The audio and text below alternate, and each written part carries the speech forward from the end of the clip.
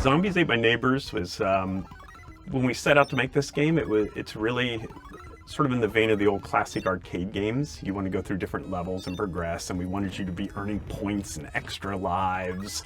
We wanted it to be fast action. You're always running around and shooting stuff. So in a lot of ways, the game was sort of an homage to all the classic arcade games that we had grown up with. This was our chance to have something at home that we could, if we were in the arcade, we would be pumping quarters into this thing to see how far it could go.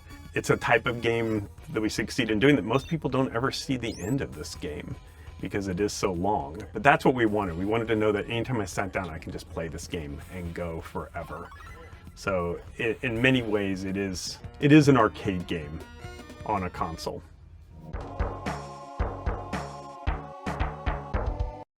Zombies was really a passion project for me. As a game designer, you always have a bunch of different games that you want to make. This was a game that we had thought about a lot when working on other games. This concept of a kind of kids versus monsters adventure game with a lot of gameplay. We like games that would never end, essentially. We wanted to play these games for hours. When we got the chance to build this game, we set out to build a tool set that would allow us to generate lots of levels very quickly. Hence the 56 levels in the game.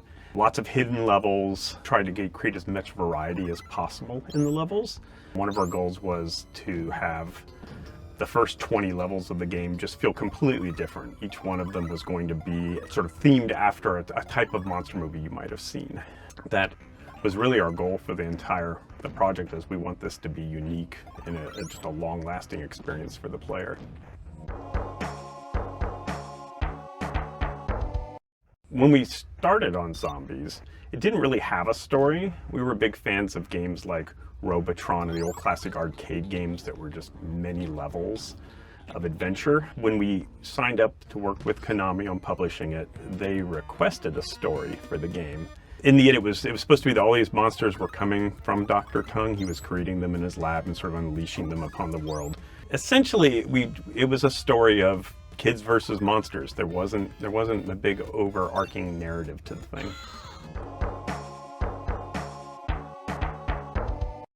Early on, when I was working on X-Wing, doing some UI work, I had access to a little scripting language to let me do some just graphical experiments.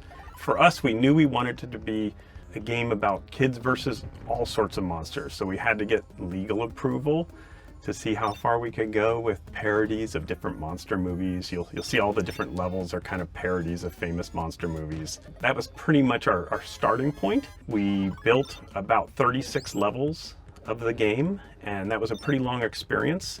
When we went out and signed a contract with Konami, it took a few months to get everything finalized, the legals aspect, and we had those months just sitting around, so we made about 20 more levels to the game. We added a few things that Konami wanted, like the Dr. Tongue finale and stuff. We hid away some extra little secret things, like there's a flamethrower hidden on one level of the game. So it was kind of a nice, relaxed pace. We had plenty of time to put in all the little extra things that we wanted to put into it.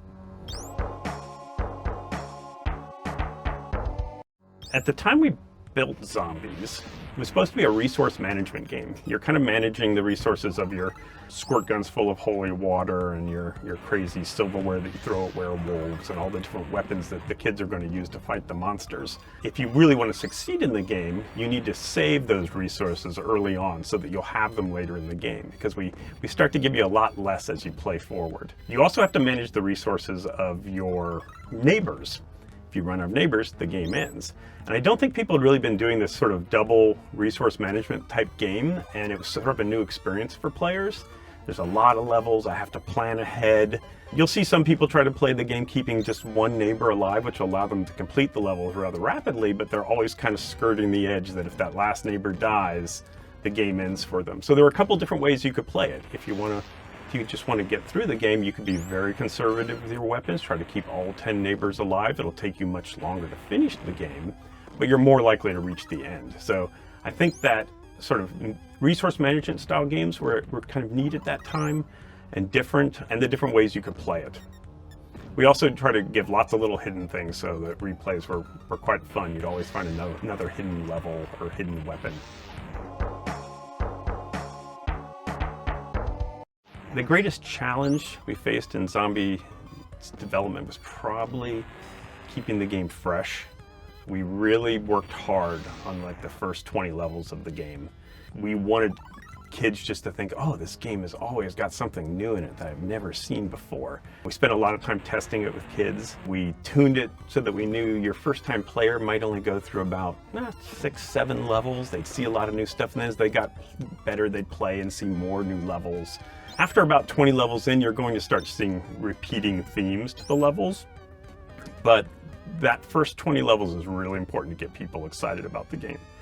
Another aspect of the game that was a great challenge was we really wanted the game to be split screen when we first developed it. And when we couldn't achieve that on the Super Nintendo, we had to come up with a solution to the multiplayer gameplay, how to keep the two players stuck on the screen and they couldn't split apart but still keep it fun.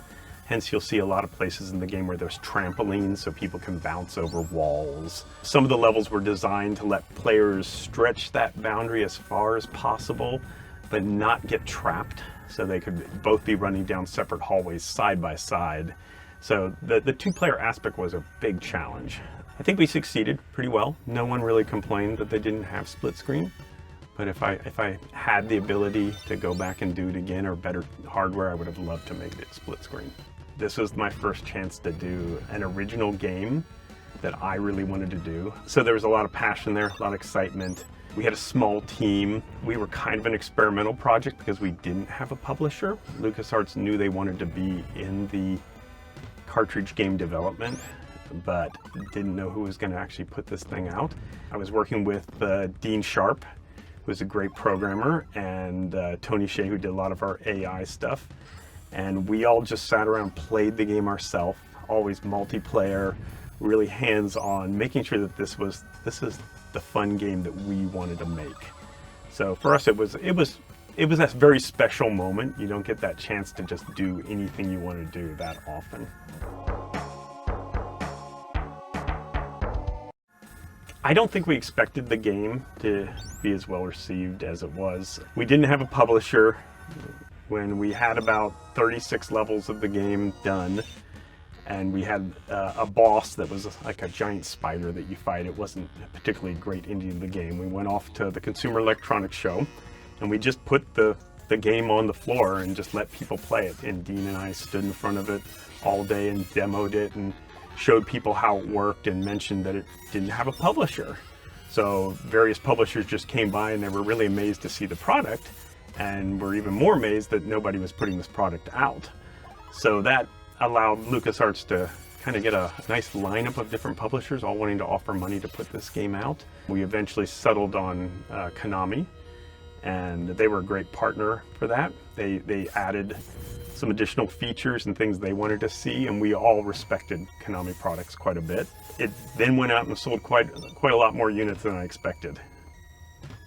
And I never expected it to become sort of this little cult hit that people still talk about years later.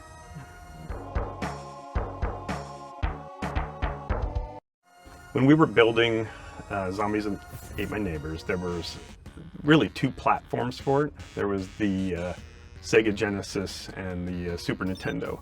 Both of them had completely different limitations on them.